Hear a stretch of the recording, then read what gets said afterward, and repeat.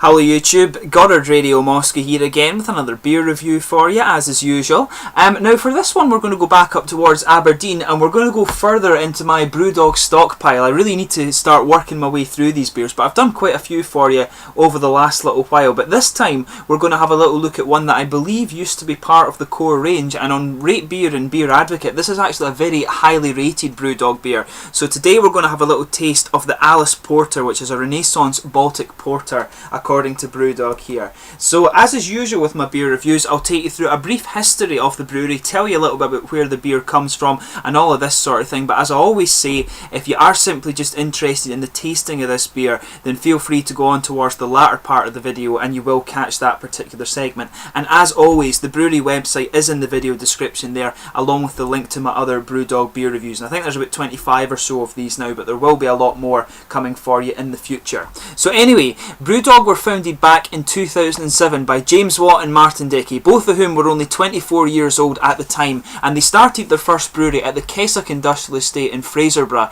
in the very northeast of Scotland, and they did this with only a £30,000 bank loan. But just so those of you who are watching from outside of Scotland know exactly where we're talking about here, I always describe Scotland as looking a bit like a monster's head. So Fraserburgh is pretty much right on the tip of the nose of the monster, if you like, just to the north of the city of Aberdeen, of course, the oil capital of Europe, the biggest oil reserves in Europe and Scotland we have, of course. So Brewdog, as you'll probably know if you're into your craft beer, they produce a number of occasional brews, and you know, any style you can think of, this brewery will probably have done it. They're very, very experimental craft brewery, and they draw a lot of their imagination, or a lot of their inspiration rather, from the American craft brewing renaissance. They really love, I think they say that they love Stone Brewing Company over there, and they recently actually had a tap takeover by the Stone Brewing Company, and you could get all these exclusive beers in a lot of the brew pubs throughout the UK, of course. But in 2008, just after they started, there was in fact a big media storm around the Tokyo beer which the company produced, which is an 18% imperial stout, and many in the media actually branded the pair as irresponsible for producing such a strong beer, and it was only in a little bottle like this guy, so it was a 330ml bottle as well. But Scotland has had problems with binge drinking in the past. There's a lot of idiots here who just kind of overdo it, and the media just like to make stories and stuff, you know. But Brewdog didn't care. They just kept going and brewing a lot of really, really nice beer, which is what you want from a craft brewery as well. But obviously they've become very well known for their strong brews, if you like. So since this time, you've actually had the 32% Tactical Nuclear Penguin, the 41% Sink the Bismarck, and the 55% End of History, and these have all been brewed to actually win the title of World's Strongest Beer, and they've held it on 2 or 3 occasions actually, but the Schwarzbräu company in Germany's gone back and forth and taken it off them. And there was also Brewmeister up in Keith in Aberdeenshire, or I can't remember if they're Aberdeenshire or Speyside or exactly where they are, but they produced a beer that was 67.5% and it was called Snake Venom, but that's actually been found to be fake, and a lot of people have kind of gone away from Brewmeister now, but that's a different story. But the actual, I should actually mention as well, the 55% End of History beer that they were doing, that was actually served in squirrels and stoats, so they actually got into trouble from the animal rights people for this, but again they didn't care and they just kept on brewing beer anyway. And as you can probably tell from a lot of the little blurbs that they have on their beers as well, the guys who run this place are just absolutely nuts, so it's quite funny,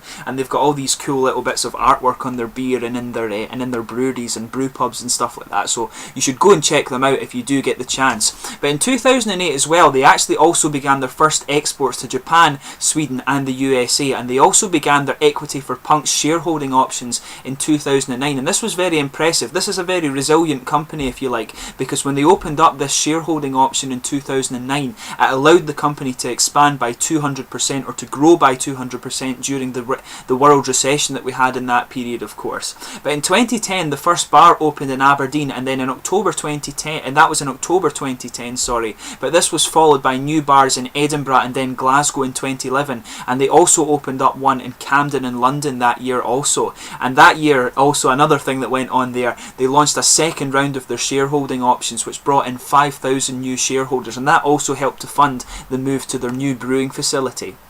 Now in 2012 their bar scene expanded further into England, with locations opening in Nottingham, Leeds, Manchester, Newcastle, Bristol, Birmingham, and also a new pub in Shoreditch in London. And the brewery also moved to that new facility I mentioned a minute ago in Ellon, which is closer to the city of Aberdeen. It's about 15 miles or so just to the north of the city in fact, and their Fraserburgh facility actually remained as their experimental beer lab, and it also brewed their very high-end stuff there, the sort of high-strength things, for a period of time as well. But today they're actually the largest independently owned brewery in Scotland, and they produce about 120,000 bottles of beer per month for export all across the world: South America, Australasia, North America, throughout Europe, and I don't know if you can get them in South Africa these days as well, but they're all over the place now. Probably the biggest craft brewery in Scotland in fact, but there's a lot of good craft breweries in this country now. We're doing really, really well, I have to say, even if I do say so myself. We're doing very, very well with our craft beer industry in Scotland. But to tell you about the more recent events at the brewery, they're also planning to open up some new international locations for their brew pubs. This includes Berlin, Rome and Florence. These three have all been confirmed, and the company are also looking into sites in Brussels, Paris, Barcelona and also a number of US states as well for new brew pub venues. And very recently they've also hired Bates from South Carolina in the US to create some new dishes to serve in their brew pubs. They actually brought out a beer recently called Bourbon Baby, and they were doing a burger in the brew pubs as well, where they marinated the bacon in 5am Saint beer.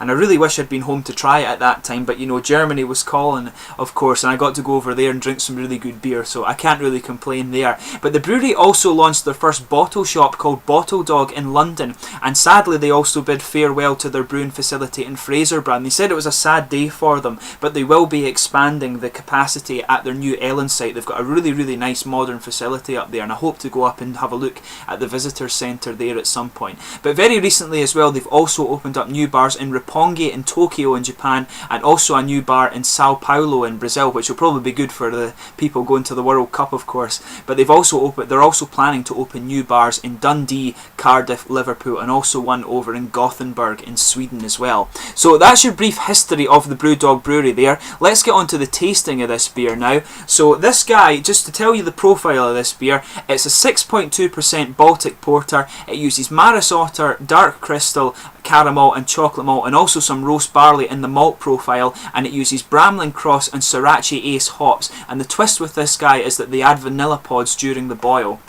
So as is usual, I'll bring up the camera and let you have a little look at the artwork there. As you can see, it's the standard Brewdog artwork on this guy. 6.2% Alice Porter, as you can see. Renaissance Baltic Porter. This guy has the red shield bottle cap on this one. As I've mentioned to you numerous times, you get a white shield, you get a white background with a blue shield, a red shield, white background with a blue dog and a red dog, and you also get a black background with a gold dog. And I really don't know what the system is they use for what bottle cap they use for these. I'd be quite interested to know that, or maybe they just do it randomly, I don't know. But it tends to be that the black ones tend to be on their darker beers and on the more high-end strength stuff. So I'll just read out the blurb to you with this guy, as I usually do with my Brewdog beers. It says, the profoundly puzzling Alice Porter, cryptic, enigmatic, alchemistic. Few beers are shrouded in secrecy like the Porter, a beer whose roots are said to be punctuated by the hurried footsteps along the cobbled London streets and swirls of mist from atop the River Thames. Decloaked and radically re-envisaged, Brewdog's Alice Porter is a 6.2% sacred union of a 300-year-old recipe and two cross-continental hop varieties. A delicate mirage of chocolate red fruit and burnt sugar. Let Alice Porter wane you away from a forgotten time juxtaposed against a backdrop of modernity. And then, before you know it, she's gone, tumbling down a rabbit hole into the same obscurity that first caught your attention, leaving but the question, who or what is Alice Porter? So that's quite a cool one there, actually, a little bit of a mysterious one. Usually their blurbs are a little bit crazy, but let's get this guy open and get on with the tasting anyway. As I mentioned, 6.2% porter. So as you can see, a nice little bit of a smoky open in there. Let's just get this guy out.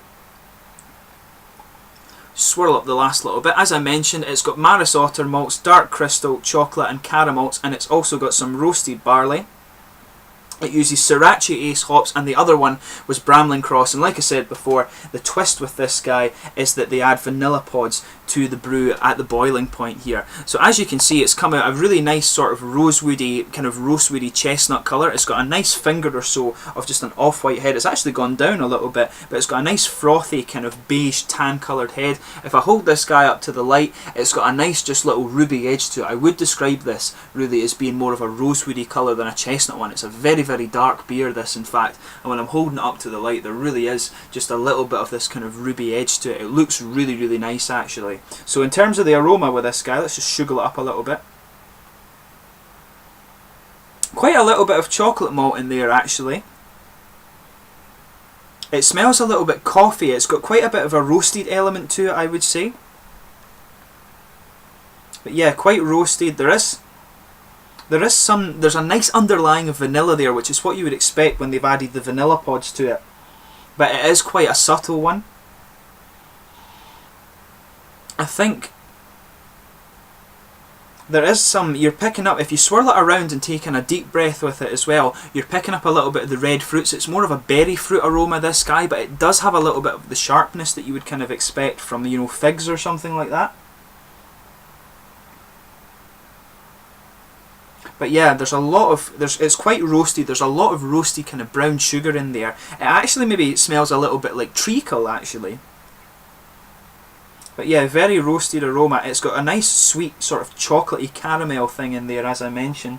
But it is quite roasted, I would say. And I'm picking up on the dark fruit as well. Like I was saying, it's a sort of red and berry fruit in there. But as I say, there's a nice underlying hint of vanilla there. But let's give it a taste and see how we get on.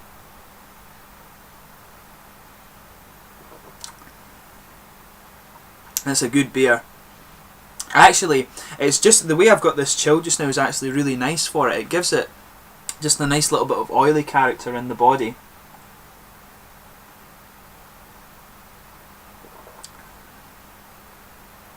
But yeah, the first thing, it's actually quite smooth and quite sweet.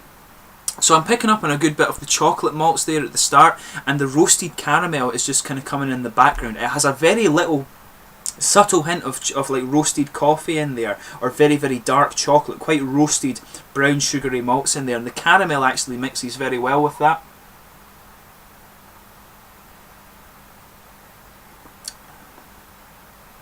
But yeah, there's a nice, you can pick up the vanilla, particularly in the aftertaste actually with this beer. So it's actually very, very kind of nicely done, I would say.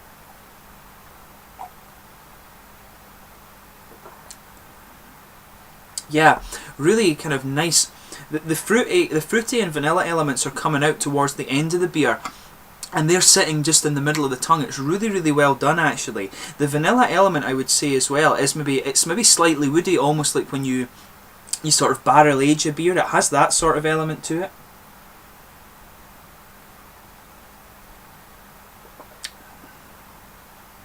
Yeah, it's a really, like I was saying, it's a really quite sweet beer. You actually have to go over the bitter part of the beer from the roasted coffee to get into the sweet part.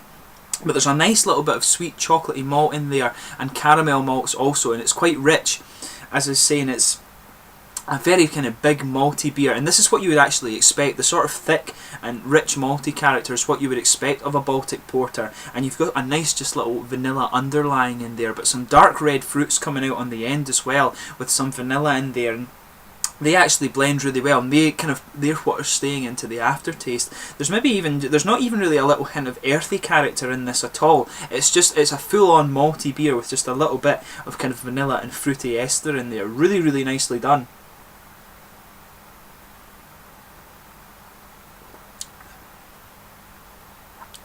Yeah, no, I wouldn't say there's much in the way of an earthy hop character to this at all.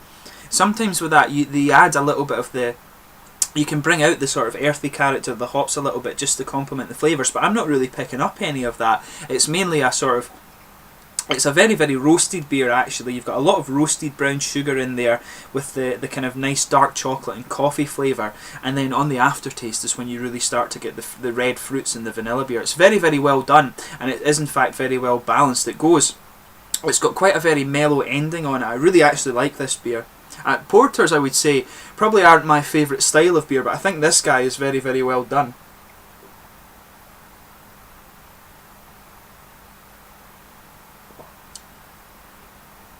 yeah, they also, I should point out as well, I do think this is probably better than the Brixton Porter. They did that in the Prototype 2013 range. They did the Brixton Porter, and I do think this guy is quite a bit better than the Brixton Porter, because I don't know, I think it just has, it's a lot better balanced. I think the Prototype 2013 range this year, or Prototype 2014 range, sorry, wasn't as good as the previous years, I think it was 2013. Sorry, the 2013 range wasn't quite as good as the 2012 when you got Jackhammer and Coco Psycho. But these ones were really, this is a really, really good porter.